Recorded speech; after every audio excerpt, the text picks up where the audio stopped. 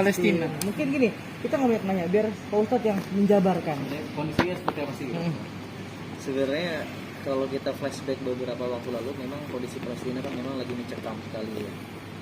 Begitu banyak sekali penyerangan-penyerangan dari Zionis yang terutama menyerang warga sipil waktu itu, akhirnya membuat hati saya terpanggil untuk bersuara, karena saya melihat di Indonesia sangat sedikit sekali para influencer ya, yang mereka memiliki massa yang banyak untuk menyuarakan ini. Akhirnya berita itu nggak terlalu naik. Saya berinisiatif untuk bersuara, alhamdulillah responnya baik, dan ternyata dari netizen itu banyak sekali yang bilang minta open donasi. Mereka tergerak hatinya dan mereka pasti mencari sosok yang bisa dipercaya. Nah, kenapa saya open donasi ya?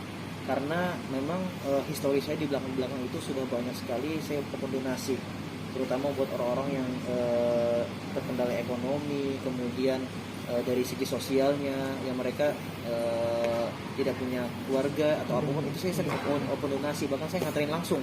Kalau mungkin teman-teman bisa lihat beritanya itu ada yang pakai amut ya, yang di Kendari, yang di Banjarmasin juga saya langsung nganterin ke sana.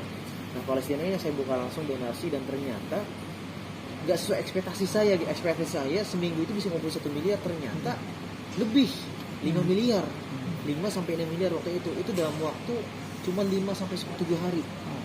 Artinya kan ini kepercayaan mereka ini harus saya jaga gitu loh.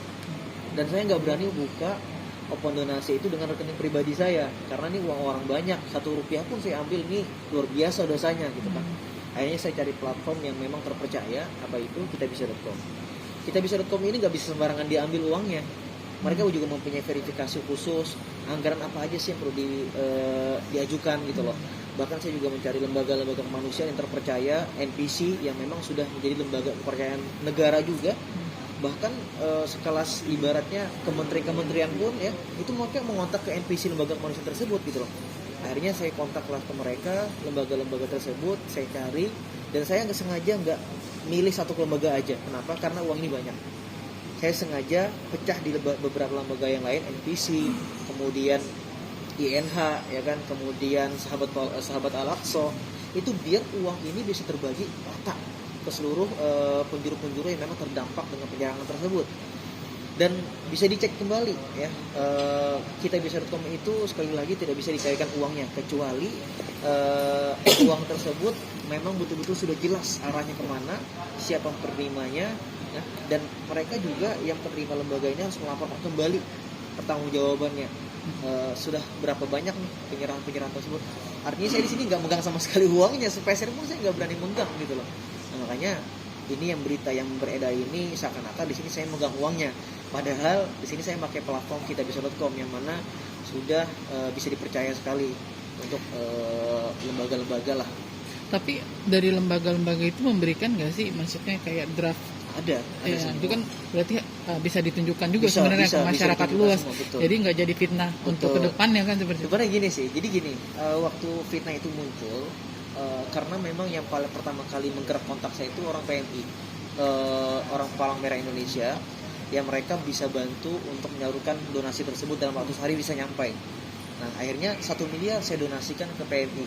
Makanya ini harus digarisbawahin nih, uang tersebut bukan saya ambil. Artinya 1 miliar itu saya bagi-bagi ke lembaga-lembaga yang sudah dipercaya. Nah, ketika berita itu naik, saya posting di Instagram, saya sudah tulis caption tuh, 1 miliar ini saya serahkan ke PMI dan sisanya akan disalurkan kembali ke lembaga-lembaga yang lain. Nah, tapi itu nggak diambil tuh caption yang itu. Yang diambil itu postingan tadi, postingannya dipoto uang itu, 1 miliar diambil. 1 miliar itu aja.